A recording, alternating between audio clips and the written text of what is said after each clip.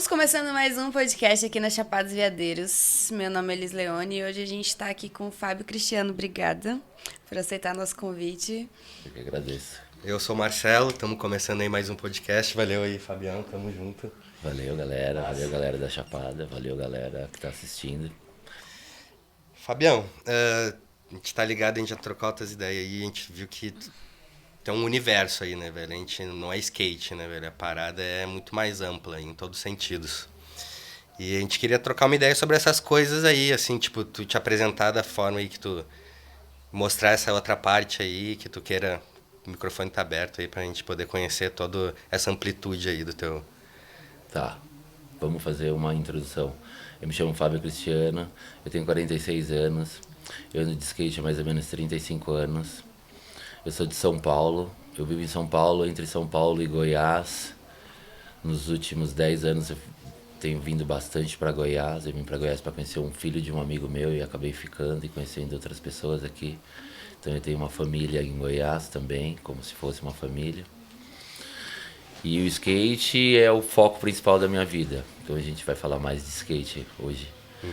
Do que eu venho fazer no Cerrado que beneficia o meu skate, ou que plano que eu tenho pro meu skate, pro skate, pra comunidade do skate aqui no Cerrado.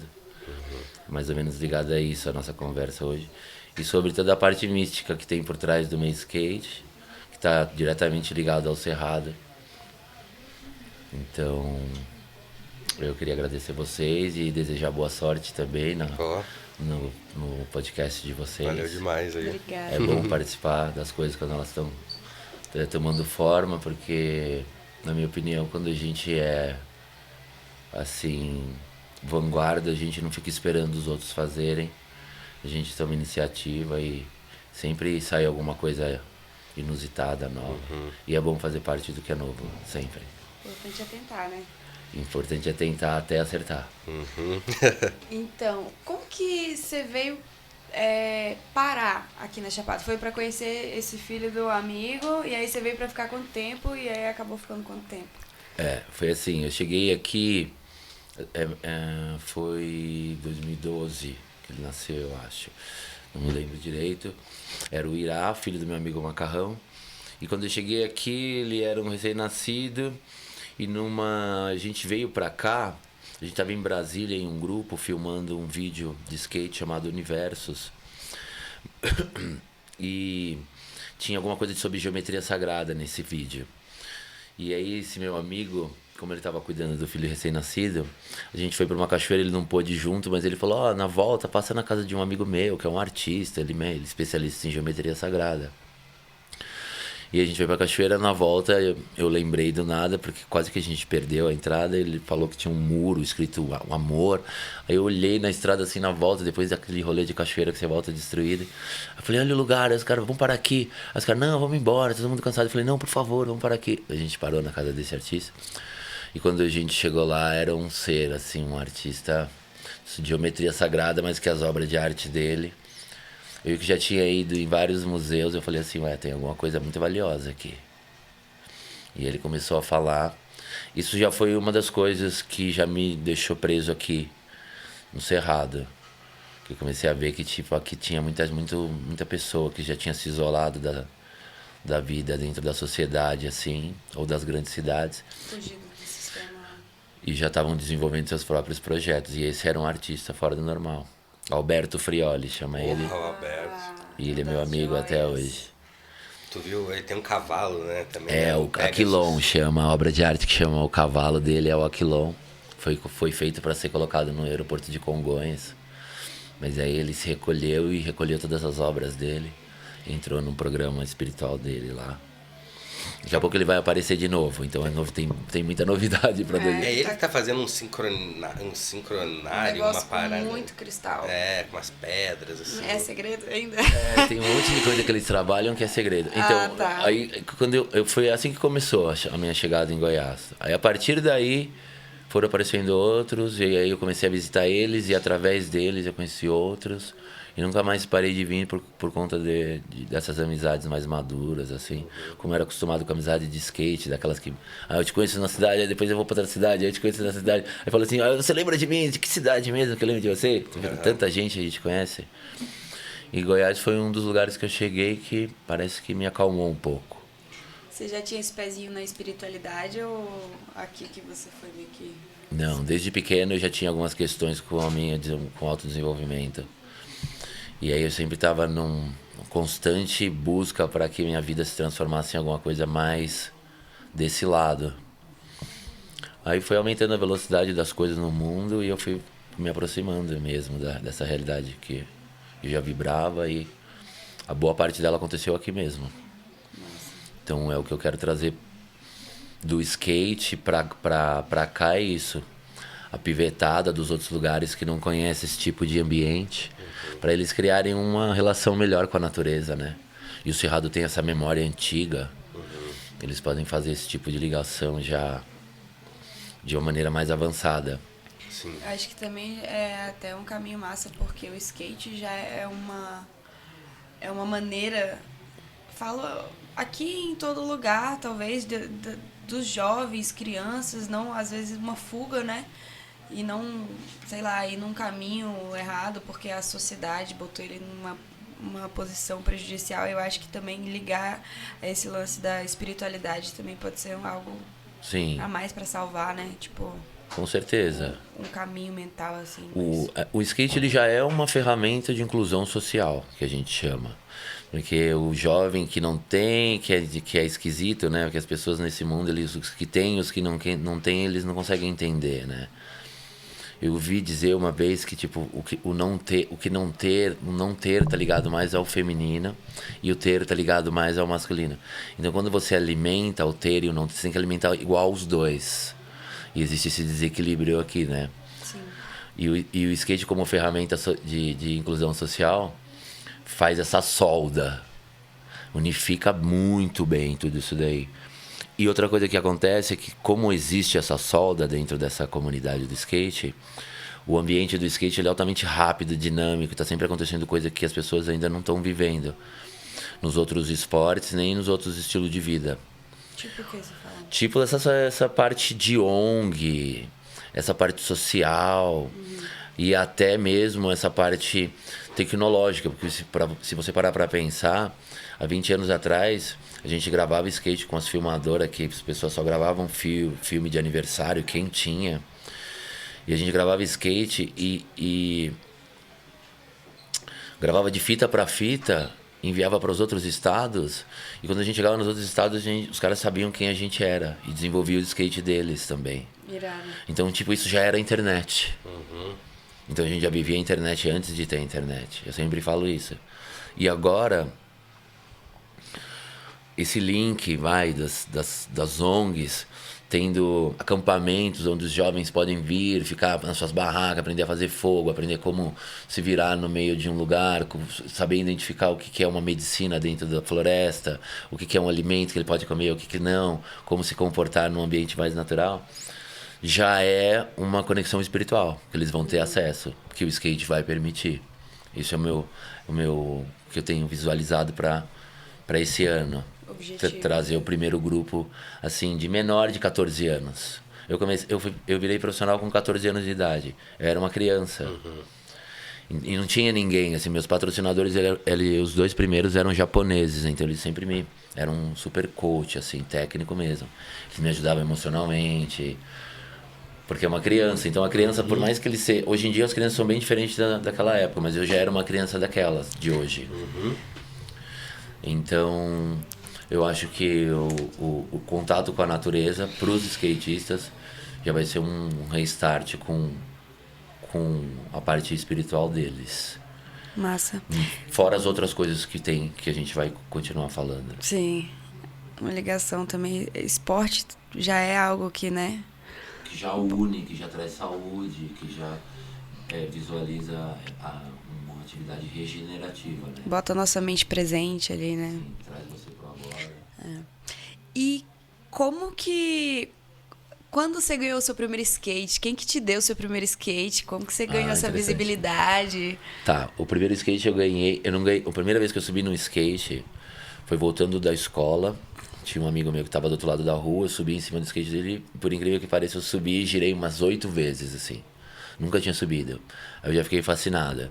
Aí eu morava num prédio e um amigo meu tinha. Aí às vezes ele deixava eu andar no dele. Aí meu pai viu. Aí um Natal, foi um aniversário, não me lembro. Meu pai me deu um skate. Só que ele pegou o skate e ele mandou revestir de cobre. Então ficou super escorregadio em cima. Mas hoje em dia eu fico pensando, se eu tivesse guardado aquele skate, ia ser muito legal, porque cobre é um condutor de energia, né? Super interessante. Aí o carro passou por cima depois de alguns meses, e eu escondi esse skate. Aí depois eu comprei um shape na escola e fiquei devendo. Aí já comecei, o skate já me levou pra conhecer a vida. Porque eu fiquei devendo e eu não tinha dinheiro, porque eu era um pivete que dependia da minha família. Eu tinha o quê? 11 anos. Já começou tendo que se virar. Aí com 11 anos, o moleque, cadê meu dinheiro? Não sei o quê, puta, agora vou ter que falar pro meu pai que eu comprei um skate que eu não avisei ele, né? E aconteceu toda essa situação. E aí eu fui crescendo desde então no skate assim. Foi 3 anos pra você chegar no nível profissional. Um primeiro ano foi assim. Aconteceu isso, aí eu comprei esse skate, aí deu problema. Aí eu comecei, minhas peças começaram a ficar velhas, porque eu comecei a andar todos os dias. Aí uns amigos me emprestaram um skate deles, uma roda, outro negócio. Aí um sábado de manhã, eles foram andar de skate em São Bernardo, 7 horas da manhã. Eu tava lá na esquina andando, porque eu já sabia que eles iam e meus pais não tinham deixado eu ir. Aí eles foram pra São Bernardo de ônibus, eu não podia ir, que eu tinha 11 anos. Aí na volta, aí eu fiquei andando na esquina lá, aí de repente, deu 11 horas, eles estavam voltando, assim, todos sem skate. Eu falei, o que aconteceu? A gente foi roubaram todo o nosso skate. Eu falei, caramba. Aí eles falaram assim, pô, meu, eu precisava que você me devolvesse aí minha rodinha que eu te emprestei. Era mais fácil que eu achar o skate, né, velho? Cada um com uma peça. Sem skate também. Então essas pequenas coisas foram fazendo com que, assim, você se desenvolva, né? Porque um jovem de 10, 12 anos, você acha que eles, tipo, são muito avançados, mas eles têm pouca experiência como ser humano, assim, ou dentro dessa sociedade meio desigual, estranha, assim, desinformada, parece. Então, essa ferramenta, desde essa época, já veio. No segundo ano eu comecei a participar de uma competição, aí eu fiquei triste porque eu me dei muito mal na competição, eu não sabia me comportar numa competição, não entendia. Aí meu pai me chamou de canto e falou, pô, se for pra você se sentir assim, é melhor você não praticar mais esse esporte, porque você gosta. Aí eu falei, então eu não vou mais me preocupar com a competição. Aí eu comecei a, tipo, como eu sou virginiano mesmo, e você sabe como que é, porque eles são virginianos, que eu já sei. Papo de virginiano, galera. Eu comecei a ser um pouco mais perfeccionista. Então eu falei assim, então eu quero aprender a descer a ladeira, eu quero aprender a pular rampa, eu quero aprender a andar no trilhinho. Aí eu fui indo todos os dias, eu voltava da escola, pegava o material e ia andar de skate nas esquinas, onde eu podia. Aí com 12 anos, minha mãe já começou a deixar eu ir em alguns lugares. Aí com 12 para 13 anos, eles me deixaram ir numa competição lá no Rio Pequeno, que eu só podia ir porque o meu amigo ia, e eles conheciam a mãe do meu amigo, pra casa do primo dele. Aí eu fui, ia competir de mirim, eles me passaram para iniciante na última hora e eu ganhei o campeonato. Ali. Caramba! Aí eu conheci o pessoal da Aerial, os caras me deram um shape, e eu já criei uma relação ali. Aí já cria aquele fogo, né? Tipo, falei, yes! Mas eu ganhei, mas eu tava me preparando, mas eu não achei que eu tinha me desenvolvido em tão pouco tempo, tanto. E teu pai ficou orgulhosão também, né? Eles acharam legal o troféu e tudo mais.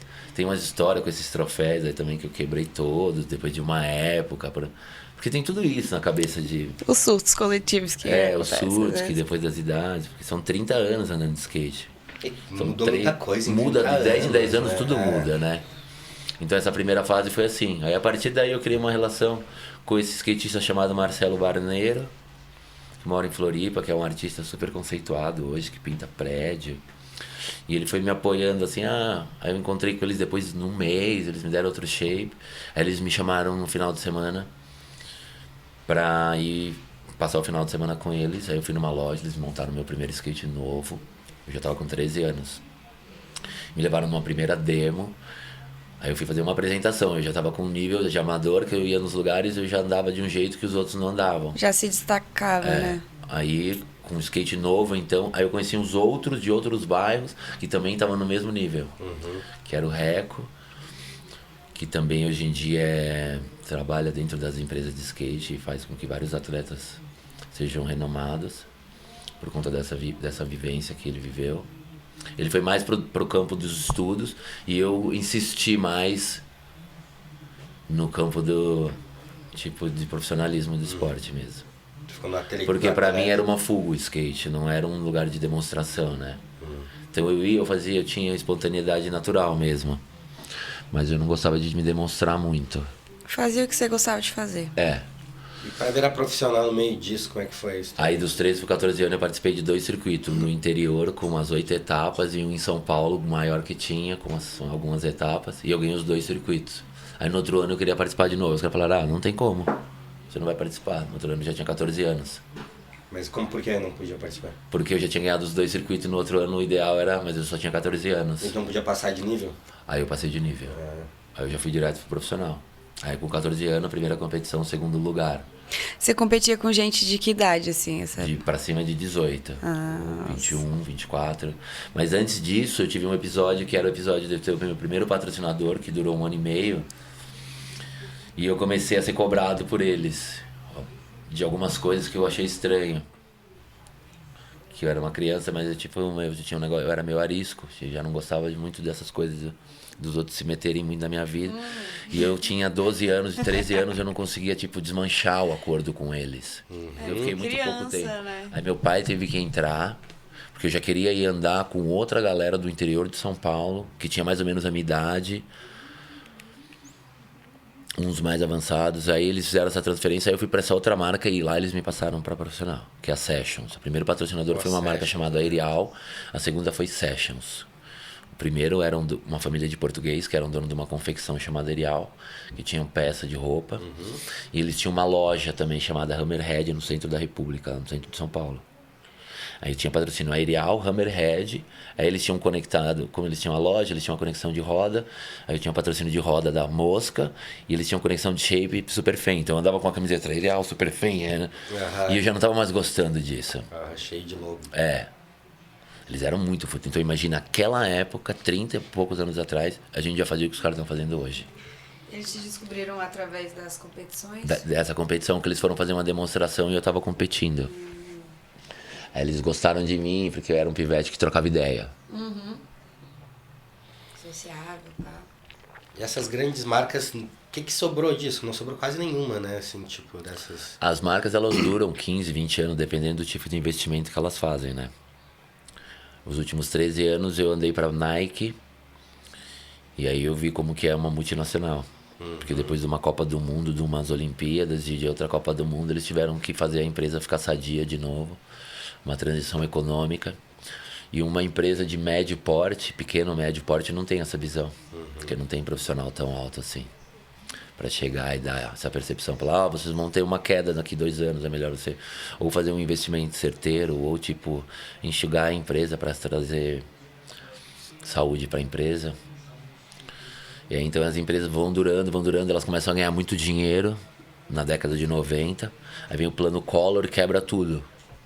A gente perde todos os patrocínios. Nossa. Então logo depois que eu virei profissional, que eu achei que eu ia começar a viajar à Europa, não sei o quê, eu até fiz uma viagem para Argentina com 15 anos, uma para Europa com 16 anos. Aí com 17 anos já as empresas todas quebraram. A gente ficou 2 anos torneando roda, mas não teve problema, porque a gente pegou nossas filmadoras e começamos a filmar. E criamos uma marca chamada Dinheiro Sujo, Dirt Money. Nossa, a revolução. A revolução. Isso daí virou um documentário. Tem um documentário de cinema chamado Dirt Money. Depois vocês podem pesquisar ou botar. Que a gente conta a história do Brasil, do skate e da sociedade nessa década aí. Nessa época. Aí depois que passou essa parte do governo Collor... aí a gente começou a retomar nossas empresas, né? Aí um começou a fazer uma empresa ali, o outro ali. Os que tinham as mais antigas retomaram o processo de produção. E você nunca desistiu? Não, porque pra mim sempre era uma fuga, era o lugar onde eu me sentia bem. Então a única coisa que não podia era fazer o lugar onde eu me sentia bem ser corrompido, né? Então várias coisas aconteceram comigo que eu falava assim, não tô preparado pra isso. Não tô preparado pra ir andar pra uma marca que vai querer meu sangue. Tu foi um dos primeiros da Nike, assim, no skate? Daqui do Brasil. O primeiro foi o Gerdau, que é um amigo nosso de Curitiba, Gerdau, que já morava nos Estados Unidos há muito tempo, então ele já sabia do projeto da Nike. Mas a Nike no Brasil aconteceu por conta de uma menina, de uma mulher, que era a namorada de um skatista, só que ela era uma funcionária da Nike. E ela criou o projeto de skate pro Brasil e apresentou nos Estados Unidos na mesma época. Aí a Nike teve uma visibilidade pro Brasil, já sabia que o mercado era gigantesco, o mercado do Brasil. Só o Brasil é do tamanho da Europa inteira. Aí eu fui segundo. Aí o nosso projeto inicial era de 3 anos e acabou durando 13 anos. Irado! Que massa, hein? Você tinha quantos anos quando você entrou? Foi, faz 2 anos que não, 15, 16, 20, 30 e pouco. 20 e poucos. Pode crer. Foi recente agora, então? Faz 2 anos que foi o meu último contrato com a Nike, foi 2 anos atrás. Nossa, que doido, hein? E aí você não sentiu que, assim, com a Nike tinha essa parada de corromper, nada? Não, na Nike é uma multinacional, né? Enquanto eles têm programação pra você, eles estão sempre muito em cima. Aí depois vai passando o tempo, a programação... No caso do Brasil, o que aconteceu foi que o processo de dinheiro mesmo, da economia brasileira é um pouco complicada para essas multinacionais. Então eles tentam por uma década e às vezes eles veem que tipo, não funciona, eles não conseguem entender o sistema. Na adimplência, todas essas coisas, os números não batem, os brasileiros trabalham diferente. Então eu acho que eles criaram uma estratégia diferente e venderam a parte dos números para quem sabia fazer, que era a Centauro. E a Centauro acabou com o setor de marketing da Nike e o setor de skate dentro da Nike estava ligado ao setor de marketing. Então os contratos que eram feitos com os atletas no nível nacional foram cancelados e os que tinham contratos internacionais, os países mantiveram os contratos. Então no nosso caso acabou. Por conta disso, por não ter mais programação da Centauro. E a gente já estava percebendo nos últimos anos que eles não estavam escutando o que a gente estava falando. Já tinha alguma coisa acontecendo e a diretoria não estava compartilhando. Então sempre acontece isso, entendeu? Porque se você é o dono da empresa, você vai compartilhar comigo. Mas eu sou um skatista, No final das contas, quando eu entrei na Nike, foi quando eu me liguei que todos os patrocínios que eu tinha antes, eles me respeitavam, sabia quem eu era. Mas, tipo, eles estavam visualizando eles crescendo, não eu crescendo, entendeu? Estratégia da empresa. Né? Eu era um instrumento para a empresa deles crescer e, consequentemente, o lucro deles crescerem. Mas eles não tinham a visão do quanto aquilo podia crescer mais se eles conseguissem escoar dignamente o que eles estavam recebendo. Que é o problema do nosso país inteiro, né? Desde cima lá do alto escalão do governo até aqui embaixo, da sociedade planetária, né? Quem tá embaixo sempre recebe menos. O sistema, né? Esse sistema. Mas não tem problema, dentro do skate foi só um experimento. Porque o skate trabalha muito no futuro, né? Eles entraram, tipo, pegaram um pouquinho, ajudaram bastante. Imagina uma multinacional que nem a Nike. Ajudou um monte. Tipo, David Amos, que nem os americanos tinham feito, que a gente criou primeiro aqui no Brasil. Dentro de ginásio, com temática, com alto investimento. Quando foi que tu acha que rolou essa parada, essa transição? Assim, tipo, porque os gringos sempre foram os caras, né? Tipo, o skate gringo, pelo menos nas antigas, era muito valorizado, né? E os brasileiros começaram a... Logo já começar a tomar um espaço lá, né? Sim. E eles veem, qual a visão deles que tem, assim, do skate do Brasil, assim, tipo, quando que começou eles a valorizarem a galera aqui também, as marcas, essas Quando coisas? as empresas deles começaram a crescer em número. Sempre. Business. Aí sim. Quanto que tem do mercado mundial o Brasil? Tá, 30% do mercado mundial. Pô, então o que a gente tá esperando pra... Pô, mas no Brasil os caras copiam as marcas da gente, que era a primeira visão. O brasileiro copia a marca dos outros. Porque, não, tô aqui, eu vou montar minha empresa, mas o que eu vou criar o nome da empresa? Não, vou pegar uma empresa que já existe. Já existe, Esse era o tipo de pessoas que começaram a fazer suas próprias paradas, né? Eles não tinham ideia para criar, mas eles tinham ideia e força de vontade para produzir, né? Botava a mão na massa. Aí depois foram começando os skatistas brasileiros invadindo os circuitos europeus. Aí eles começaram a ver que a gente era bom. Como assim, técnico, nível técnico. Mas ele existia um padrão. O americano, ele é muito bom em lembrar o que o outro fez na década passada. Então existia uma certa hierarquia, eles percebiam que a gente não respeitava essa hierarquia. Que era uns skatistas meio sem lei. Ah, dane-se que você veio antes, não sei quem você é. Educação ali. Né? Que o povo esquece, é que nem essa geração nova. A geração nova, os melhores são os que conhecem a história. Mas os mais avançados, eles não querem saber de história. Eles estão vivendo o presente. Depois, com o tempo, eles podem até querer saber. Mas não. Por exemplo, os skatistas, os pivetes. Você acha que o pivete quer saber quem veio? Ele quer saber quem anda com ele na pista. Se você for o cara que anda com ele na pista e anda 30 anos atrás, ele vai saber que você anda 30 anos atrás. Mas se você não estiver lá com ele, ele não vai saber. Ele vai fazer pesquisa. Mas tem Instagram toda hora mandando mas vídeo, mesmo né? assim, é muito grande a informação. Tipo, você pode estar morando na mesma quadra do melhor skatista de todos e não saber. Porque não cruza. A informação mesmo, só a imagem mesmo. Não cruza. Nessa época nem tinha isso, na segunda década, né? Então as empresas, a gente foi começando a invadir. Aí alguns skatistas... Aí eu fui morar nos Estados Unidos. Aí eu fui ver como eles viviam lá. Aí eu fui ver como as empresas lidavam com os atletas lá. Aí eu fui morar com o Bob. Fui morar eu e o Bob lá. Aí eu vi que o Bob ganhou o primeiro campeonato dele lá, no Canadá. Tu é brabão mesmo, hein? Caraca. Aí a gente começou a ver como que estava o respeito das empresas norte-americanas pelos brasileiros, porque o Bob era um americano nascido no Brasil. Sim. O pai é americano, o desenvolvimento dele é praticamente de cultura americana, então ele se infiltrou, e sem falar que ele tinha um nível altamente avançado. A gente já era. Fez então Ele foi o embaixador principal. Foi da nossa geração. Anterior teve outros. Teve Bruno Brown, teve Daniel Burki, fotógrafos. Tudo gente que era bilíngue já. Já falava inglês e português. Já tinham esses laços. Os caras tipo não largavam porque existiam uns laços internos. Aí foi começando a aumentar. Eles queriam mais. Aí as marcas começaram a querer mais skatista brasileira. Aí as empresas começaram a vir para o Brasil para patrocinar, não tanto para vender. Depois os próprios skatistas foram criando uma visão de tipo, por que a gente não traz a marca que eu tenho patrocínio? Mas não tinha essa percepção e nem responsabilidade suficiente para... Vou criar uma distribuidora para distribuir a marca internacional que me patrocina e vou ficar rico em 1 ano. Isso uma criança de 18 anos que é embicada no esporte que faz, por isso que todos os atletas hoje em dia têm agente. Eles não têm tempo para pensar no dinheiro que ele ganha. Eles têm tempo para pensar tipo, no que ele quer fazer, desenvolver, tipo, no corpo que ele tem que cuidar. Fica um pouco programado, diferente da minha geração, que o objetivo era mais estar junto dos amigos ali, pegar uma madeirite, fazer uma rampa. Era um outro tipo de skate. Hoje em dia o pai já começa falando pro filho que ele quer ser campeão, ou o filho já quer ser campeão, ou o filho começa a ver o processo de desenvolvimento de um atleta e fala assim, não é isso que eu quero pra mim.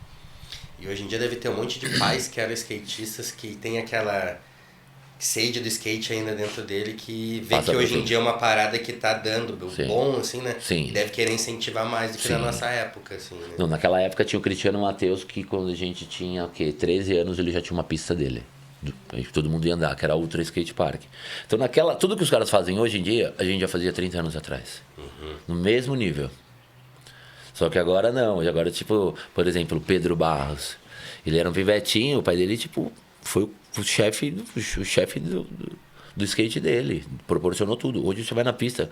Um dos maiores eventos do Brasil é o evento do Pedro Barros. Vem gente do mundo inteiro. Vem os amigos dele, o Soy. Todos os caras mais influentes das gerações anteriores à nossa. Vem pro evento dele. A pista dele, tipo, são 5 pistas em uma casa, em um rancho. A pista do Bob é a mega rampa maior para a mega rampa que tem dentro de um rancho na Califórnia. O Murilo tem outra puta de uma... Todo mundo tem pista no quintal. Já é um negócio simples hoje em dia.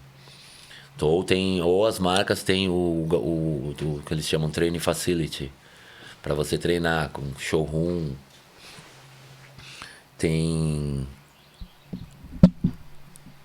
Já é muito diferente já. Assim... Aquela época a gente fazia, era uma escala muito menor. Hoje em dia todo mundo tem, e você vê as pistas, você não acredita. A pista desenvolvida para você nadar e para você andar de skate, ou para você fazer um show e um puta de um evento e andar de skate. Mas isso foi coisa feita por skatistas mesmo, sempre, né? Tipo, sempre. Quando dá esse tipo de... Hoje em dia, antes de vir para cá, eu fui para Brasília. Tem uma praça nova lá em Brasília, chamada Praça do Povo, que quem fez foi um engenheiro, arquiteto do governo, que é skatista. Você chega na praça e fala assim, meu, é uma pista de skate? É uma praça, é uma praça. Uma praça, pista de skate. Então a urbanização da cidade também está muito relacionada. No Vale do Engabaú, eles iam jogar 250 mil de mármore fora. Porque tinha um outro projeto, uma praça que a gente andava de skate. A galera se reuniu, pegou os 250 mil de pedras, entrou dentro do projeto, junto com os engenheiros do projeto gigantesco, montaram um memorial. É o lugar mais usado de toda a praça. Então o skate está muito agora inserido dentro da sociedade. Parte social, parte de urbanização. Agora, mais entrando nessa parte espiritual, de autoalimentação. A gente já se alimenta correto. Já mais de uma década que eu não como carne, mais de uma década que eu não bebo álcool. O skate sempre foi visionário, né, cara? Tanto na música quanto no estilo de músico, se vestir. Estilo, desenvolvimento de produtos junto com engenharia para desenvolver um truque, para desenvolver um maple, uma madeira, a cola especial para você botar no shape, o rolamento, qual é o melhor rolamento, importação, exportação, China.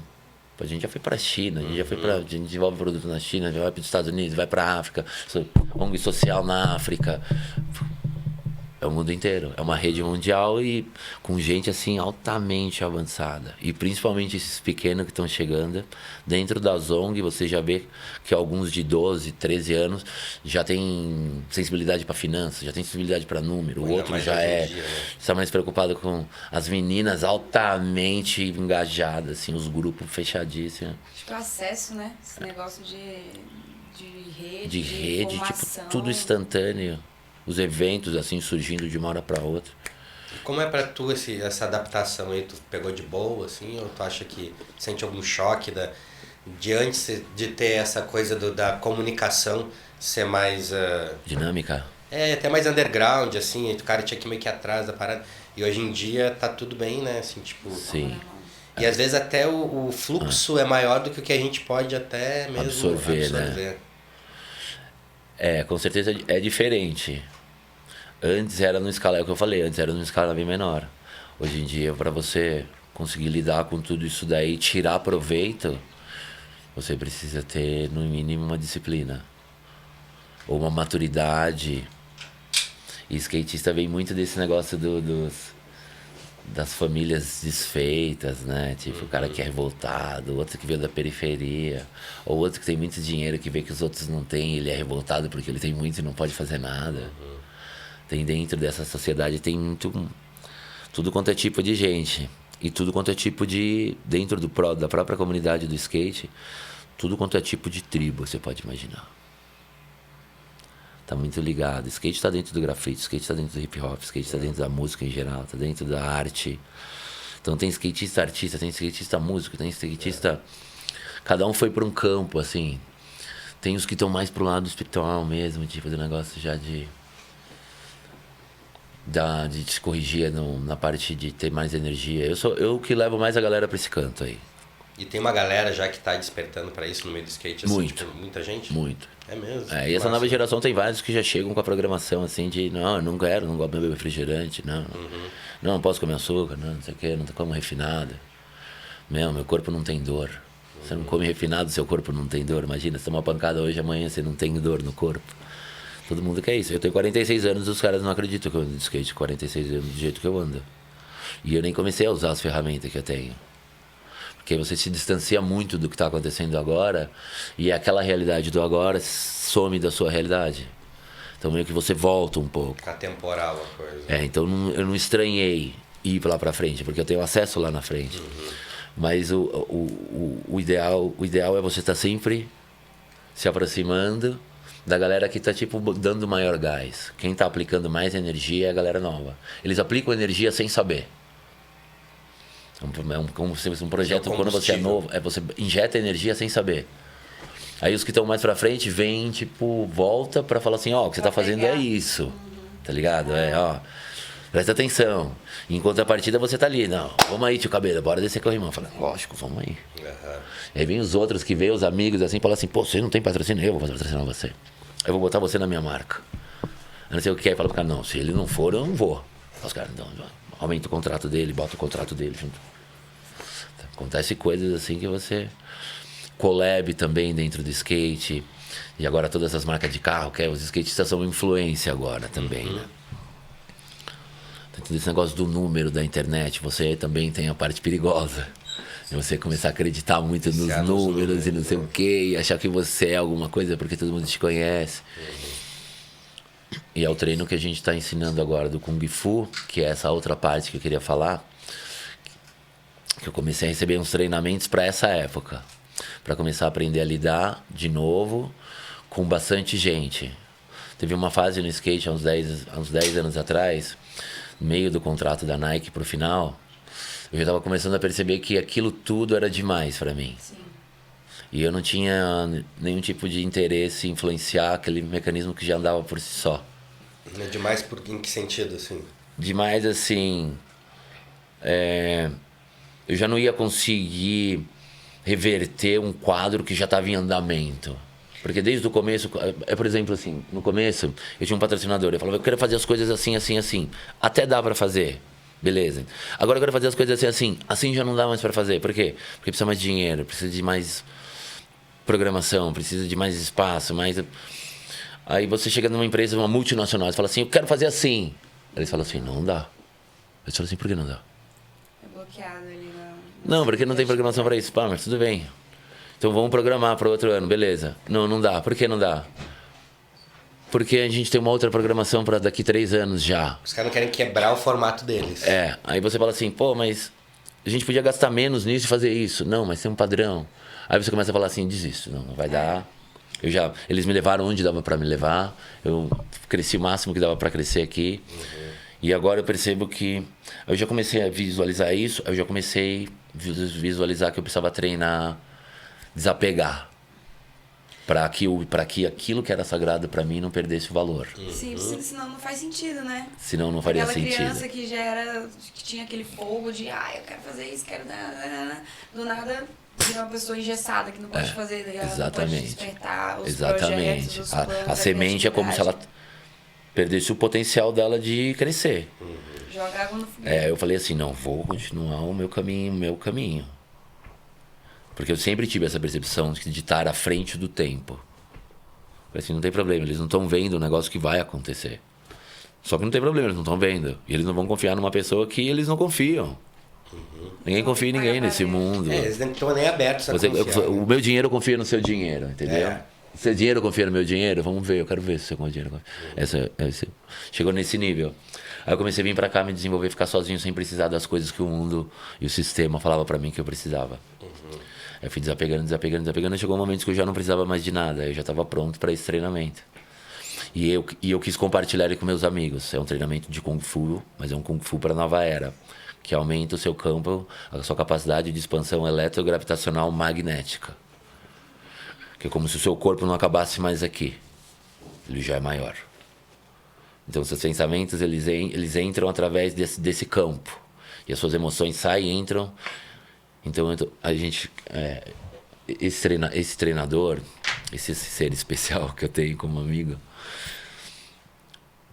preparou esse treino para mim e eu perguntei se eu não podia compartilhar esse treino com alguns amigos. E em janeiro a gente decidiu fazer esse treino aqui. E acabou sendo compartilhado com 20 pessoas o primeiro módulo. Aí agora, no final de abril, vai ter o segundo módulo. Vai ter o primeiro módulo, novamente, um pedaço. E o segundo módulo, que é esse Kung Fu que vai ajudar. E como é que é esse... Dá pra tu falar um pouco? O aumento do seu campo eletrogravitacional magnético é como se fosse assim, você está aumentando a sua capacidade como ser humano. Você está aumentando a sua capacidade de se sintonizar com o que é mais alto dentro de você, com o que é mais íntimo dentro de você, e começar, não deixar ninguém fazer as suas pontes diretas com a sua percepção superior da vida, assim. Ter mais... autonomia, claridade. Mental. Exato, além de saber tudo. Saber controlar a mente, né?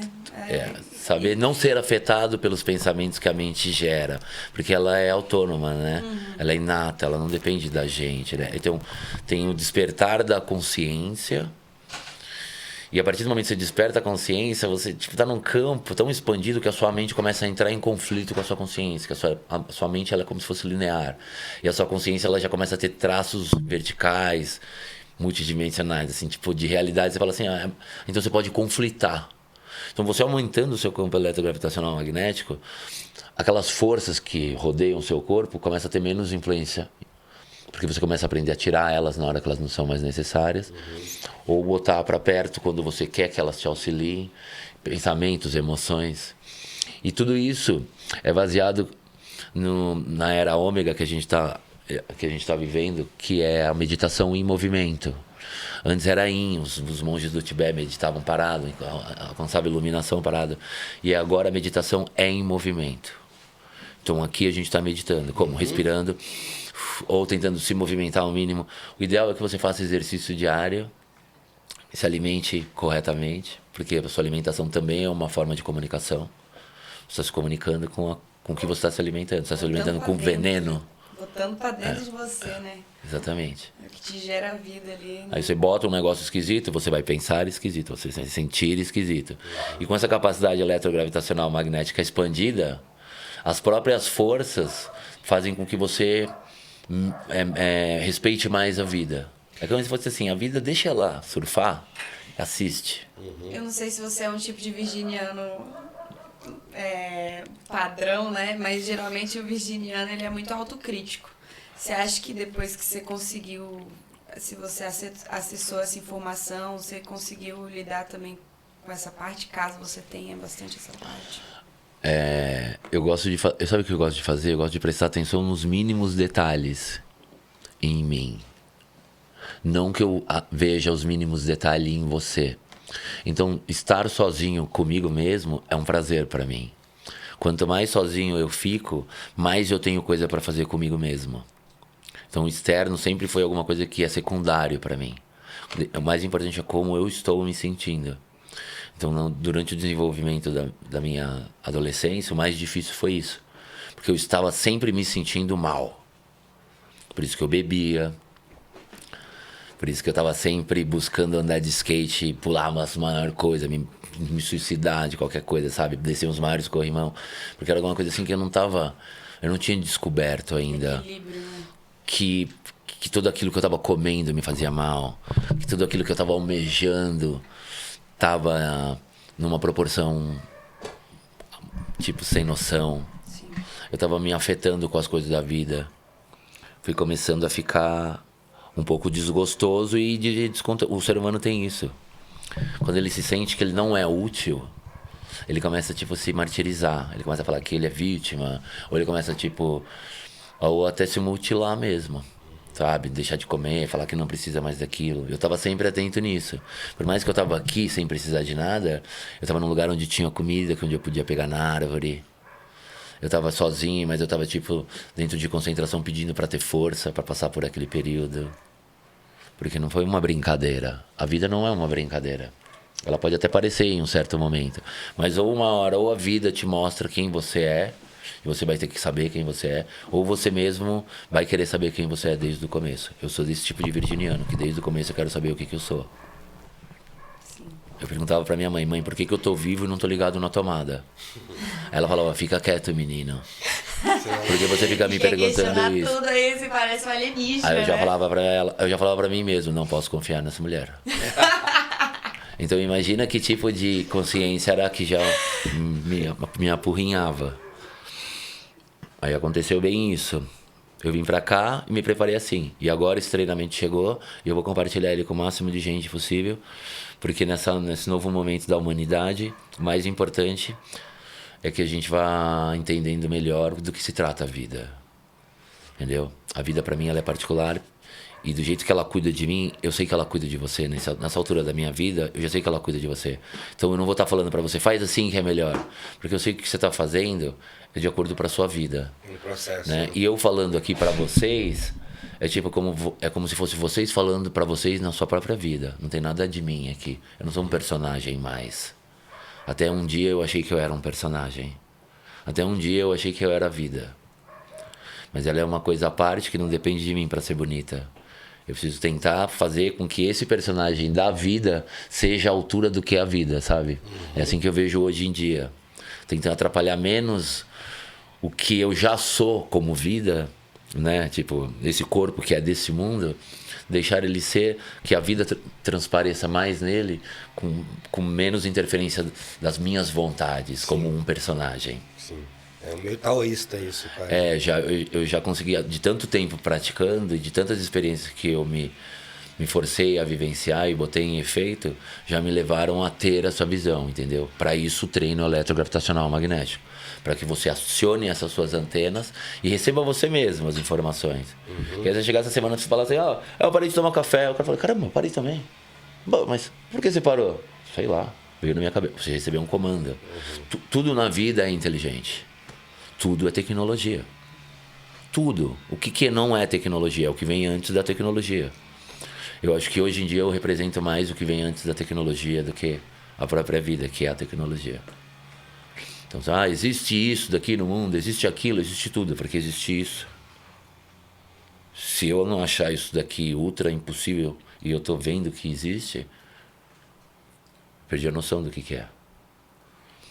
Então, quando você tem essa habilidade gravitacional magnética, cada um vai receber o que tem que receber para o seu próprio desenvolvimento. Sabe? Seria mais ou menos uma parada como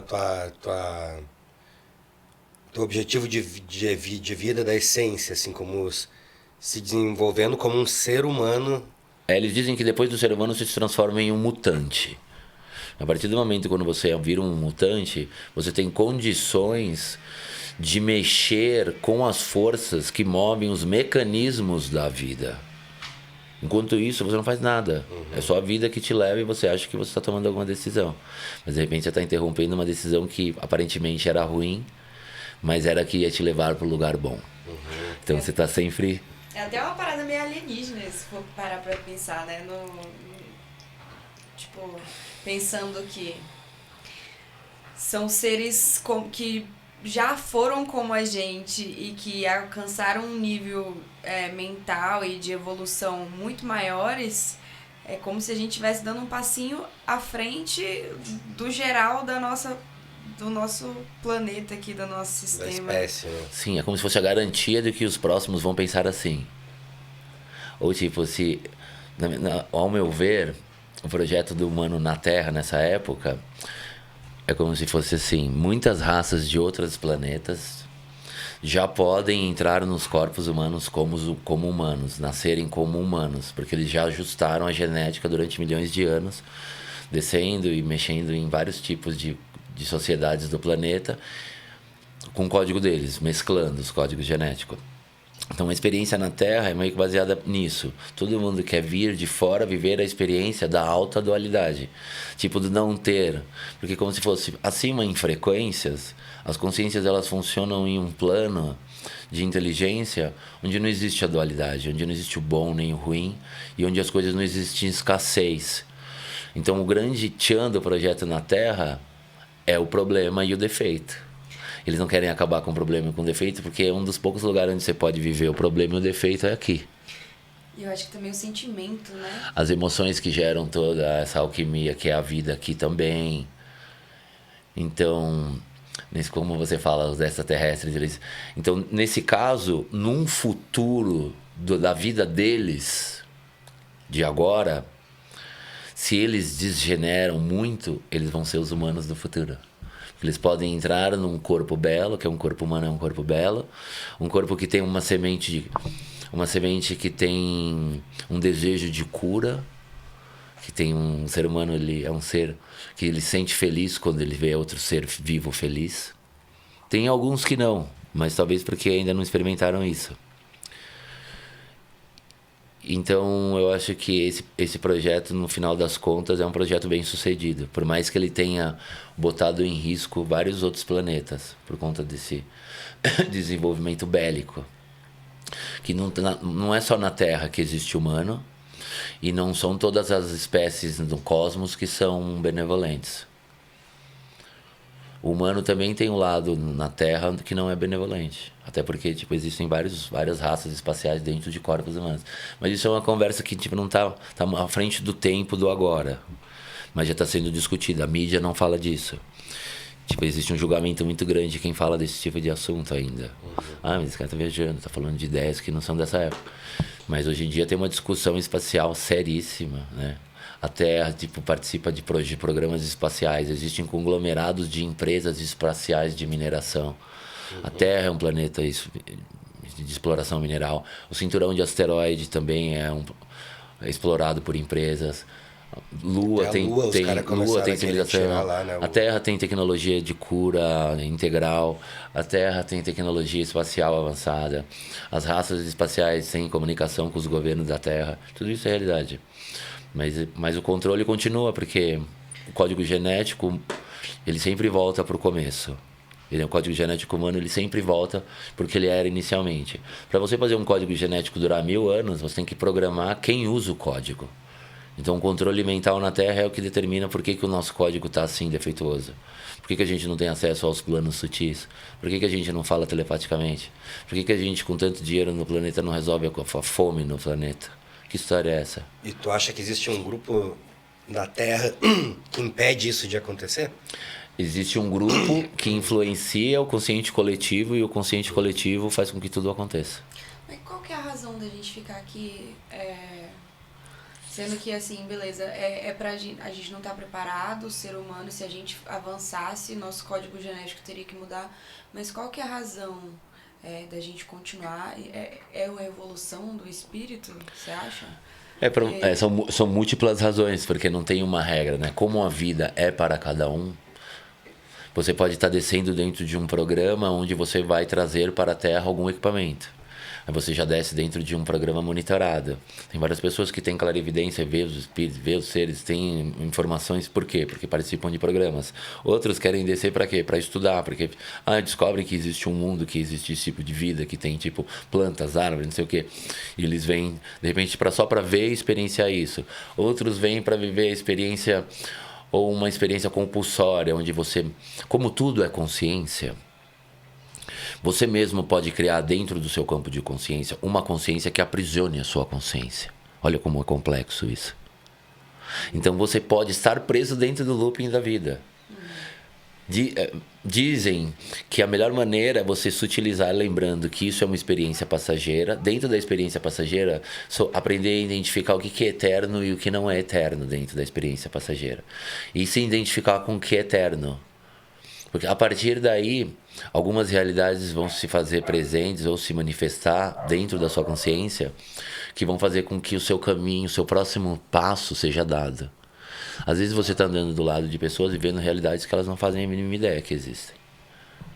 E tem gente que, tipo, é muito mais avançada que isso e não quer ter contato com isso. Então não tem uma regra, sabe? É um experimento, mas dentro dos grupos que eu trabalho, o maior objetivo é resgatar o máximo de almas possíveis, para que elas lembrem do que elas esqueceram. Despertar da consciência. O despertar da consciência faz com que você recorde o que você nunca foi e nem nunca vai ser, que é a própria vida. Que a vida é um mecanismo de tecnologia autônomo, que existe por si só. Todas as outras forças conscientes que trabalham dentro da vida, como auxiliares da vida, dentro desse âmbito assim gigantesco, já fazem com não sendo mais eles. E no nosso caso a gente também. A gente faz tanta coisa que a gente nem sabe o que a gente está fazendo. E algumas coisas a gente faz e o que a gente acontece quando a gente faz? A gente aprende, né? Ou alguém aprende com aquilo que a gente faz. Como se fosse, você faz parte de um mecanismo que é a vida. É um pouco complicado do jeito que eu vejo. Porque se eu realmente botar em efeito o jeito que eu vejo, eu já não estaria mais conversando de tudo isso.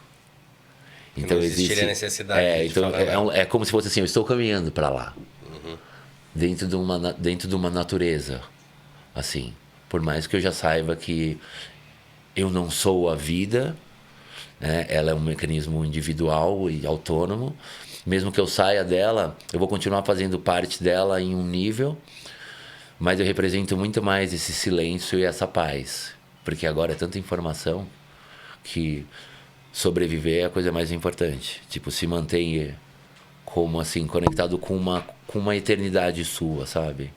Porque você tá vendo as pessoas indo embora de uma hora para outra. Imagina se você faz tantos planos e vai embora. Eu não fico pensando muito no futuro.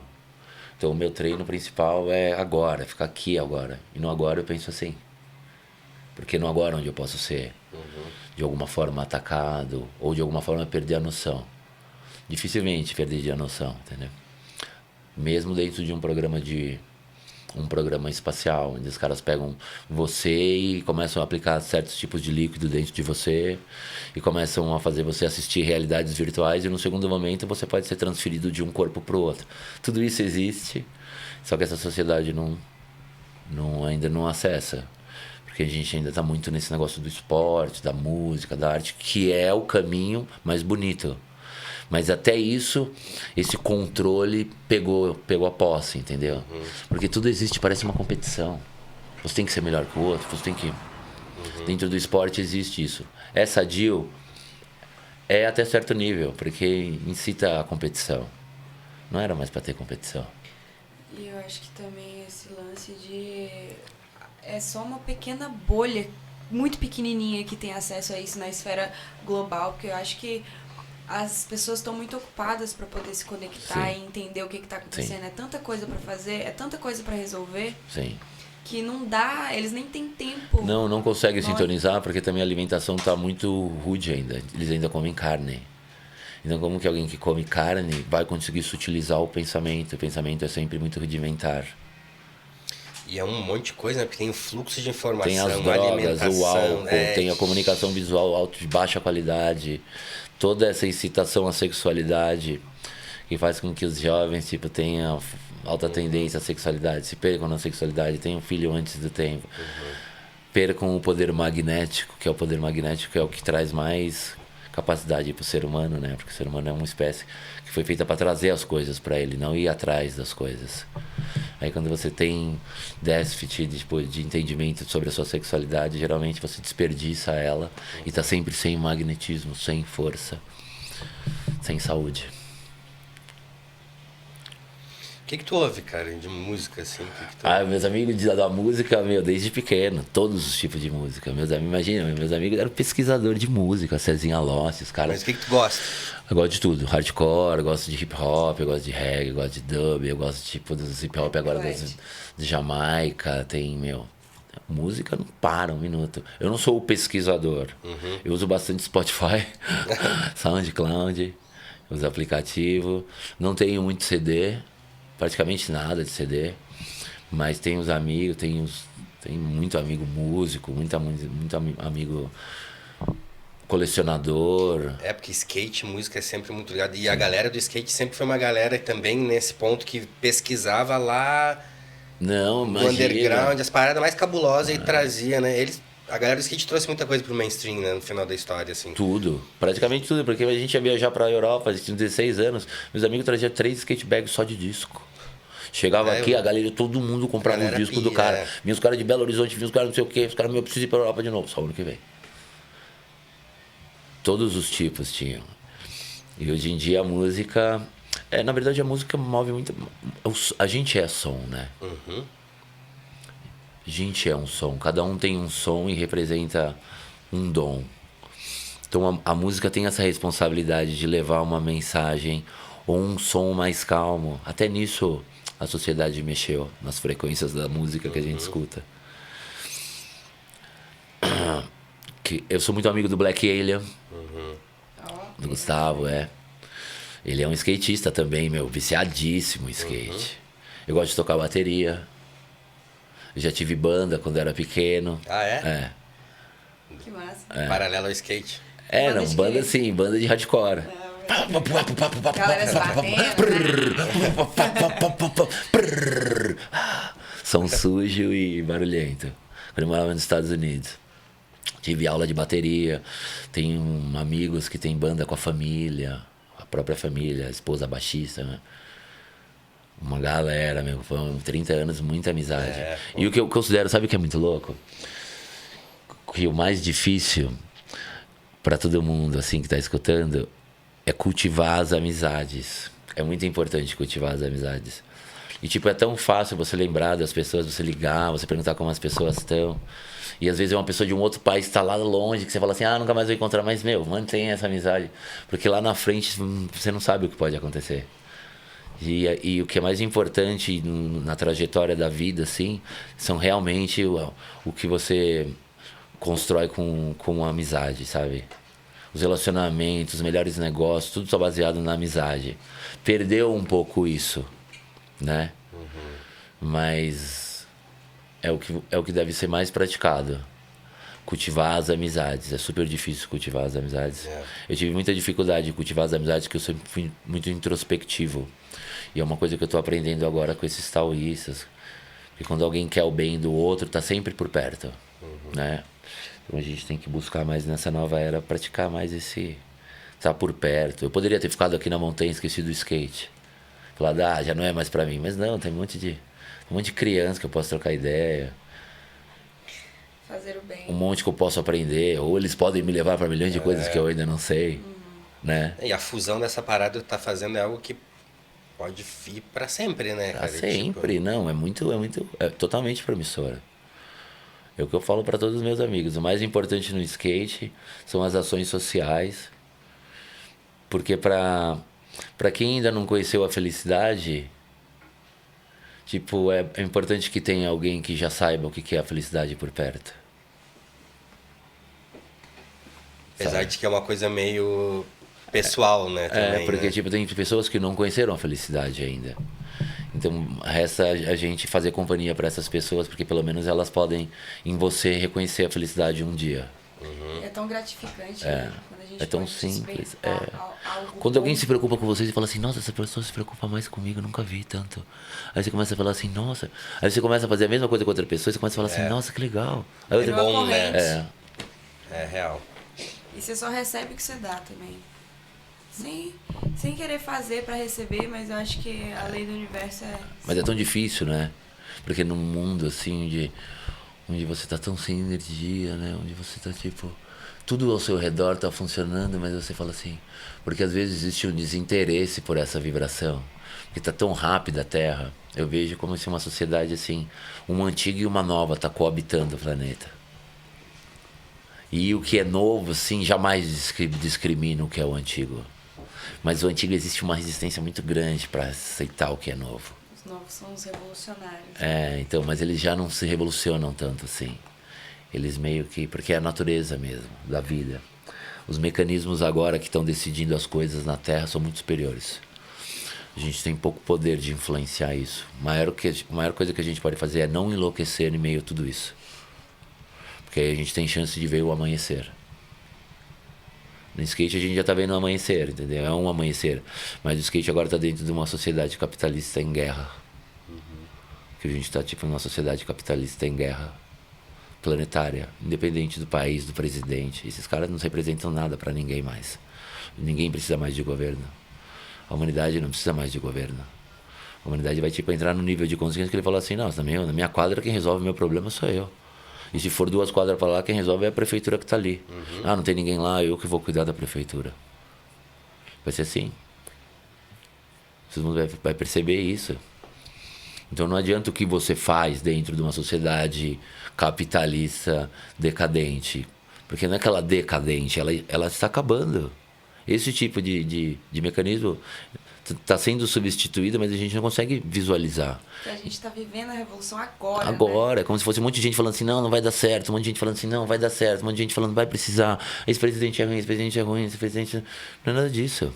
A gente está no olho do furacão. A gente está vendo agora, o que a gente está assistindo agora já é consequência do que não foi feito lá atrás. Então a gente tem que ver o negócio acabar e sabendo sempre isso, que tipo, o mais importante é o que é eterno. O que é eterno? O que fica entre a gente, tipo, o que é verdadeiro, o que é transparente, o que fica para sempre guardado. O que não é passageiro. Então tudo isso é passageiro, todos esses governos, essa guerra, a gente tem que estar mais linkado nessa união, nesse reconhecimento da vida. Deixar a vida fazer o processo dela e tá pronto, galera. Porque, não tá sendo fácil. Para alguns, aparentemente, está sendo fácil. Mas não tá sendo fácil para ninguém, porque dentro de si cada um tá sabendo a dificuldade que tá passando. com as próprias emoções, com os próprios pensamentos, com a percepção que adquiriu de ver que a vida está sendo maltratada e não tem muito o que fazer. Ansiedade, pensando no futuro. Com essa saída Tecnologia do presente, também, né? com toda essa infraestrutura urbana de tecnologia, de monitoramento. Meu, é um momento histórico. Então, independente de você andar de skate, você é músico, você é político, você é digital influencer, você, acima de tudo, você é um ser humano. Tá numa experiência magnífica, numa transição de energia, a gente tá preparado para assistir qualquer coisa. E essa parada de metaverso, tu chegou a dar uma olhada já? Sim, metaverso. Que é muito doido isso. Criptomoedas. Também, né, então, presta atenção. O metaverso. O que seria o metaverso? Imagina a criança que joga videogame de manhã. Ela acorda e ela já quer ir pro videogame. Uhum. Aquele mundo para ela do videogame, naquele período, às vezes, durante aquele ano de escola dela, é muito mais importante do que a escola dela. Uhum.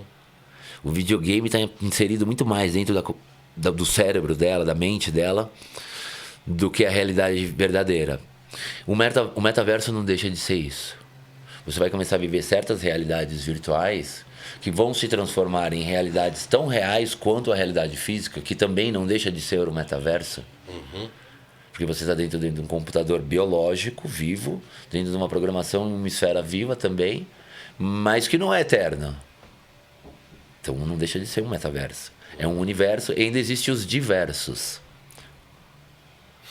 Então, se você parar para pensar, eu posso deitar numa maca, me botarem em um coma induzido e a partir daí programarem a minha cabeça dentro de um metaverso. Matrix, né? Matrix. E na hora que e me matarem dentro do metaverso. E na hora que eu volto pro meu corpo, que eles me reanimam, me tiram do coma, eu vou estar com um trauma a mais dentro do meu corpo. Essa é a situação dos super soldados. Eu estudo super soldados há 2 anos. E a maior parte dos super soldados trabalham para a empresa espacial. Eles estão sempre trabalhando no subsolo e eles estão sempre sendo de uma vida para outra coletado. Então ele já é filho do militar da década de 40, ou ele foi um daqueles de campo de concentração. Começou na Segunda Guerra essa história, né? Que foi aquela troca de tecnologia alienígena por seres abduzidos no planeta. Então tem uma ordem no planeta que permite que isso aconteça. É cheio de lei esse planeta, cheio de ordem, cheio de... Porque são várias raças que existem aqui, não existe só humana. E esses super soldados vêm revelando várias coisas, porque eles apagam a memória deles quando eles voltam. Eles pegam você com 7 anos de idade na escola, 6 anos de idade, você já vai para uma classe diferente da classe das crianças. Uhum. E ali você já começa a passar por vários traumas. Eles matam o gatinho na sua frente. Aí o que tem um trauma maior, eles já começam a pegar para fazer esses trabalhos de super soldados. E eles vão traumatizando as crianças, criando habilidades, criando egos alternativos. Isso tem vários filmes que retratam isso, né, cara? E eles participam de milhões de tipos de programa. Programa de salto no tempo, programa de viagem em outras esferas, portais, Stargates. Participar de reunião de conselho galáctico. E eles estão saindo agora. Porque alguns estão conseguindo... Como agora tem muito extraterrestre em corpo físico humano, existem muitos seres que sabem fazer regressão, que sabem fazer vários tipos de terapia que antes não existiam. E eles estão começando a trazer as memórias deles à tona e cruzar com as memórias de outros. Eles estão se reconhecendo e denunciando os programas espaciais secretos, que são essas empresas que mineram o planeta Terra, que fazem com que os governos tratem a gente assim. Então o negócio é bem mais sério. É bem doido. Então ninguém pode saber quem está por trás dos Estados Unidos, da Rússia, do Brasil, porque é tudo uma coisa só. Todas as empresas fazem parte do conglomerado espacial empresarial. Então eles têm... Ninguém sabe dessas empresas, você acha? Os caras conhecem no máximo uma Coca-Cola ou uma SpaceX lá do Elon Musk, que não é nem uma fichinha perto do que é uma empresa aeroespacial. Esses caras têm naves que você não acredita. Uma nave que cabe 3.000 naves dentro. Tipo, é alta tecnologia. E são tudo feito na terra, muita coisa. Tem vários engenheiros antigos da década de 60 que antes de morrer revelaram que desenhavam essas naves, que tinham amigos de outras esferas, que trabalhavam com extraterrestres nos andares superiores. Que, inclusive, nos que muita inferiores. coisa que foi vista naquela época eram tecnologias nossas tentando reproduzir coisas, né? E tecnologias de outros seres inferiores a nossas também querendo a nossa tecnologia. E de seres superiores monitorando a nossa tecnologia. E de seres superiores supervisionando as dos superiores. Até o nível da supraconsciência, onde são tipo esses universos de luz que funcionam em outros tipos de densidade de frequência, que existem realidades que pra gente não faz sentido nenhum, que talvez controlem essas realidades em um certo nível, entendeu? Então, se você ficar dentro disso, isso nunca vai acabar. Então você pode enlouquecer. Então é melhor agora o retorno ao absoluto, que é o silêncio e a paz eterna, que é o que representa mais o que continua e o que nunca mudou. Nem está em mutação. Essa coisa da tecnologia, né? Às vezes parecia coisa... Espiritualidade e tecnologia, pelo menos antigamente, pareciam coisas distintas, né? Não é, né? E cada vez está fundindo mais. Porque a maior das tecnologias é a supraconsciência. Tudo é consciente. Eu vivi uma experiência na minha vida que eu saí do meu corpo e eu cheguei num lugar e eu comecei a rir e chorar. Eu li um negócio num livro. Eu estava lendo um livro já fazia muito tempo. Eu já estava num período morando sozinho há muito tempo. E eu li um negócio nesse livro que fez assim na minha cabeça, um negócio assim. Que tinham botado na minha cabeça quando eu era pequeno. E na hora que isso virou, eu estava dentro do meu quarto, eu comecei a rir e chorar. Rir e chorar, rir e chorar. Aí minha consciência chegou num lugar que eu fiz assim... Aí na hora que eu pensei em perguntar, veio uma voz na minha cabeça e falou assim: a resposta vem antes da pergunta. Aqui você não precisa nem pensar. Aí eu falei pra mim mesmo assim: então podia tudo. Aí aquela voz falou assim: podia, só não podia criar prisões. Tudo é consciência. Então, tipo, se você criou alguma coisa que te prende, se ela estiver escondida, na hora que você tiver acesso à sua versão maior, aquela coisa pode vir à tona. Se você der crédito para ela, ela mesma te prende. E quem criou ela foi você mesmo. Nada te prende no cosmos, só você mesmo. É a parte do sentimento, né? As emoções já é um subproduto da vida. Porque quando você encontra essas ondas, ela te permeia de algumas sensações que como se fosse assim. Você já assistiu aquele filme Lucy? Sim. Que ela se desfaz. Que ela vai evoluindo. Ela toma uma droga que ela acelera. Então ela fica cada vez mais rápida, ela entende tudo cada vez mais. Chega uma hora que ela se desfaz. Isso é o amor. O amor não chega a ser uma emoção. O amor é uma força que cria a estrutura da vida. Se você trabalha na mesma frequência que ela, você representa ela. Mas se você for o amor, você se desfaz. Então imagina em que nível são as emoções. É o que é permitido dentro desse rango de frequências você sentir.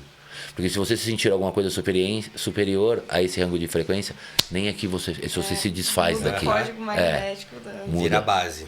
Muda o seu código. Parada. Aí o seu próprio código genético faz assim para aquela realidade. E aí ele se estabelece. É assim que funcionam. Mas o que são códigos genéticos? Tecnologias. Tudo é tecnologia. Então quando você vai falar de tudo, é tecnologia. Acabou. Simplifica, a gente não precisa mais ficar conversando sobre mas energia livre, mas isso aqui. Isso são coisas específicas, profissões. Você estuda química para saber sobre química. Skate você não estuda. Skate nunca vai ser uma profissão. Skate é uma arte. A arte nunca foi feita para você virar profissão. Quando vira profissão, que ganha salário, já virou sistema. Já virou prisão. Skate para mim nunca vai ser uma profissão. Sempre vai ser uma arte, entendeu? Vai ser onde eu vou exteriorizar o que está dentro de mim. Se for uma profissão, já vai ser uma profissão. Você vai ter que fazer, eu vou ter que fazer, eu vou ter que me desenvolver, eu vou ter que seguir um padrão, eu vou ter que seguir um protocolo. Se eu quiser saber sobre física, engenharia, eu vou ter que seguir os protocolos, porque já existe um estudo. A menos que eu vire um físico daqui a 200 anos, que estudou todos os caras, que eu vire um físico com um físico artístico. Aí vira o maestro Kelly Zeus, que forjou esse povo que eu tive acesso, que eu estudei com eles. Entendeu? Que era uma pessoa que nunca foi para a escola, que forjou um povo que tem não sei quantos mil monges no planeta hoje, ensinando as pessoas a viverem melhor. Um ser que cura e que ensina até hoje, onde quer que ele esteja, as pessoas a serem melhor como ser humano. Entendeu? Qual que é o teu projeto de vida, tu diria, hoje, assim? Tipo, o que tu pensa daqui? Tipo, tu tem ideia de vir morar num lugar mais assim, tipo, daqui pra frente num lugar mais, cada vez mais isolado? Nosso projeto de vida, que não é meu, tipo, eu sempre tive a percepção, assim, de querer servir. Mas como não saber como servir, eu procurei buscar quem já servia. Pra aprender um pouco. Aí eu caí na mão dos que serviam melhor. E os que maior serviam à humanidade, que é esse povo. Então, nosso projeto é isso. A gente tem esse remanente aqui nos couros, onde a gente trabalha com a nossa gravidade lá, nosso centro de gravidade, que são esses corpos que a gente tem aqui, com essas energias que a gente carrega. A gente sempre está tentando deixá-las mais sublimadas, mais sutis, para que a própria vida utilize elas para realizar o que tem que realizar. E aí o que a gente quer é isso, que essa sabedoria tenha um lugar aqui no Brasil, para que todo o povo brasileiro, quando queira ter acesso a uma sabedoria mais sublime, mais digna à vida, da altura da vida, possa acessar. Espalhar o sentimento, espalhar a informação para a sabedoria mesmo, para uma vida mais humana, feliz. Mais feliz, mais equilibrada. Mais equilibrada, Porque é isso o trabalho que eles fazem. Eles trabalham para todos os dias, menos aos sábados, para regular o magma do planeta Terra, com as multirunas. Então, tem comunidades na Terra, meu. A gente só está aqui graças à benevolência de vários seres. É isso. Cara, última coisa, assim, tipo, chegando aqui, não sei se quer falar mais também, mas a gente tem nosso brotherzão, tem um amigo também. O Airan, que tá nas filmagens, por trás das câmeras. E eu não consigo não querer que o Airan faça uma pergunta, direcione alguma coisa pra finalizar. Ele é o no Bravinho microfone. do skate aqui, ó. Chega aí, Airan. Chega aí, Airan. Senta aí, Ele senta é o aí, que cara. destacou aqui da molecada também. O Airan, parou. pra quem não conhece, o Airan é do Rio. O Airan é mega comunicativo. Anda de skate pra caramba. Nos últimos anos, o skate dele desenvolveu no nível altíssimo. E ele tá aqui, baixado na Chapada há muito tempo. É uma das nossas forças aqui. Amigão. Skatista Vamos receber pesado. essas palavras. Vamos lá, Airan. Então, aproveitar então para perguntar mais focado aqui na Chapada. Tá. O que você acha que podia rolar aqui, algum movimento, alguma ação para incentivar a cena local, para dar aquele boom, a molecada, a prefeitura? Não sei, o que você acha assim que rolava de fazer, até para me dar alguma ideia também, porque eu tô sempre tentando fazer alguma coisa aqui. Então, se tem alguma ideia, o que você acha? Nessa altura do campeonato aqui, já tem várias forças já se organizando para vir auxiliar a gente aqui em Alto Paraíso com skate. Tem a ONG Social Skate, que daqui a pouco a gente vai trazer o testinho aqui. A gente deve se organizar de alguma maneira, onde a gente desenvolva alguns tipos de projeto para o skate e para a comunidade de Alto Paraíso com o skate. Então, no caso, por exemplo, a pista. A gente já deveria ter algum projeto de revitalização da pista e do espaço da pista, sendo que a gente já tem um arquivo digital bom do evento da pista, das coisas que acontecem no final de semana, pra gente entrar dentro da prefeitura pedindo recursos para que a gente consiga realizar esses projetos. A partir daí, eles vão começar a ver que os jovens estão mais interessados em Alto Paraíso. O que acontece, o problema de Alto Paraíso, é que existem muitos conservadores, as pessoas mais antigas, e eles vieram para cá muito tempo atrás, eles já subiram as montanhas, eles já foram nas cachoeiras, e eles ficam dentro das terras deles. Agora eles não têm mais esse gás. Então eu percebo que eles estão dispostos a influenciar esses mecanismos de poder, sabe? Sim. Com o que eles têm de ferramentas. Eu conheço alguns, até mesmo o próprio Alberto, a Sonilda, as pessoas que são mais antigas da cidade, que a gente sabe quem são. pedir apoio para esses seres, ou até para os comerciantes da cidade, envolver tudo que a gente possa fazer, que crie uma rede, vai ajudar. É que Alto Paraíso é muita... Eu dei uma pesquisada, existe uma quantidade de habitante flutuante muito alto. Isso daí faz com que a gente tenha menos benefício do governo para essa região, né? Então a gente tem que bolar, junto com quem fala essa linguagem do governo, de que maneira a gente pode não precisar tanto desses habitantes flutuantes como um símbolo de representação, mas de repente uma outra fórmula onde a gente consiga acessar. Eu imagino que seja assim, sabe? Mas não, a gente tá fazendo isso, a cidade no final de semana tá aumentando pra caramba, a gente tá querendo uma pista nova, a gente tá querendo de repente que o playground das crianças seja mais... A gente tá querendo também que a cidade tipo conserte, sabe, as vias urbanas. Ou de repente a gente tem um projeto de trazer uma puta de uma banda que todo mundo gosta pra região no final do ano, ou na festa junina, ou divulgar melhor o evento das etnias. Sim. Sabe, trazer alguma coisa mais que ainda não aconteça pro nível onde a gente possa chamar a atenção. Eu não sei, eu sinto que Alto Paraíso tem algumas forças que barram a gente aqui. Eu não sei de onde elas vêm, elas são meio, talvez, do lugar, sabe? Sempre teve. Sempre teve. Sempre teve. Não são de pessoas, são essas forças mesmo, porque aqui, se você parar pra pensar, é o lugar mais alto que a gente tá. Todo mundo quer esse lugar. Existem tipo, forças energéticas mesmo lutando. Talvez a gente nunca vá dominar nada, entendeu? Mas eu acredito que se a gente começar pelo básico, criando uma aliancinha, um grupo de pessoas que realmente vai se responsabilizar, assim, por um tempo. É difícil, né, Irã? Porque hoje em dia as pessoas não se comprometem facilmente, né? Então. E ainda mais esses políticos, essa galera da política, eles querem se comprometer, mas sempre tem interesse por trás.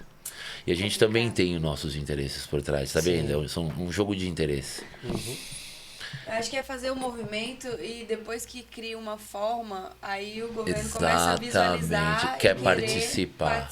Tipo, a Batalha do ETB, esse foi um movimento próprio e teve depois um apoio. Eles viram, falaram assim, nossa, quanto jovem, não sabia que tinha tanto jovem em Alto Paraíso. Não sabia? Vou mostrar mais um pouquinho. Aí faz um outro evento, chama isso aqui, aí vai sair os caras da fazenda, aí os caras falam assim, nossa! Então é o Mas clássico do skate, né? Nós por nós até alguém começar a perceber. E colar junto, né? Putz, eu não sei, meu, esse lugar também tem uma parada de não é todo mundo que chega aqui. Será que é porque é alto? Cara, sempre foi assim. Tem gente que chega e a cidade fecha as portas, Você tem que gente que chega escalar. pra passar as férias e... O meu ponto de vista é que em Alto Paraíso é em cima dos cristais. Em cima dos cristais. Já. Gente, a gente tá recebendo acabando A aqui diretoria tá falando pra gente, tá falando muito. uma telepatia cósmica aqui de que tá falando está que acabando o as nosso baterias. tempo, infelizmente. Eu tô sentindo aqui. Tô sentindo aqui ondas que a gente tem que acabar com essa entrevista. O que acontece em Alto Paraíso é o seguinte, pra quem nunca veio pra cá, aqui é chapada é em cima dos cristais. Tudo que acontece aqui é amplificado. Então aqui você avança. Mesmo que você não repare no que você está avançando, você avança. Se você vier para cá e tiver um problema aqui, seu problema vai ser também intensificado. É tudo amplificado. Então né? é difícil a pessoa ficar aqui se ela não tiver tipo uma estabilidade em todos os níveis. Por isso que é tão difícil de criar as coisas aqui. Mas eu acredito que no futuro o Alto Paraíso vai ser uma puta cidade exemplar, eu acho. Assim esperamos. Assim seja! Esse foi o podcast sem nome por enquanto. Surreal. Gratidão, Chamar o Marcelo pra Cerrado. voltar pra cá, Obrigada então. demais, Gratidão, viu, família. pela É nóis, presença. rapaziada. É nóis. Consegui. Conversa Conseguimos. massa e eu quero ir lá, né, conhecer esses monges aí e fazer esse treinamento muito louco. Isso aí, galera. O Chega aí, treinamento Marcelo, tá pra aí. vocês Espero que suba encerrarem aqui. o programa no ar antes do treinamento. Mas se não, eu vou chamar vocês para participar. Com certeza. Por favor. Então é isso aí, cara. Coletamos bastante coisa boa, hein, Bastante meu? coisa, valeu demais aí. Gostou também da Tamo conversa? juntão. Mas eu gostei porque a gente conseguiu falar de algumas coisas. Pontuar algumas coisas. Vamos ver como vocês vão editar. Parece que não vai precisar fazer muito corte, não. Nada. Quase nada. Não, vamos Fazer nada. tacar ali tudo na internet. Bom conteúdo bom que a gente coletou, hein? Bem bom, meu. Bem Bom, boa. tá gravando alguma coisa ainda? Então é isso aí. Finalizamos. Obrigada, Foi fácil, hein, meu? Foi fácil. Yes. Esse é o sinal. É papo de virginiano, né? Alguma demais. negócio... Eu acho que a gente vai dar uma bela... Pede o like aí, a inscrição. Cadê, rapaziada? Pede o like, inscrição, as paradas. Ah, ainda tá rolando? Vamos sentar, volta. A gente não tem nenhum canal ainda. Mas aí Inscreve já no guarda canal o que áudio, vai né? aparecer. Pode falar? Pode. Gente, por favor, esse foi um dos podcasts mais irados de conversar aqui, fluiu muito massa. Gostaria de pedir mais uma vez, por favor, para ajudar a gente aqui nesse corre que é uma produção louca. Então dá uma curtidinha no vídeo, ativa o sininho aí pra Inscreve receber no as canal. notificações. Você não vai ser enchido o saco pelas notificações do YouTube, não é? Sempre vai ter coisa muito massa acontecendo. A gente vai trazendo uma galera sempre desse nível aí. Altos papos, desde ciência, política, alienígenas e tudo que é esse universo da Chapada dos Veadeiros. Isso aí, Valeu. galera. Valeu. Bora. Valeu. Até o próximo. Até o próximo. Caralho, foi irado, hein, meu? Que massa, velho.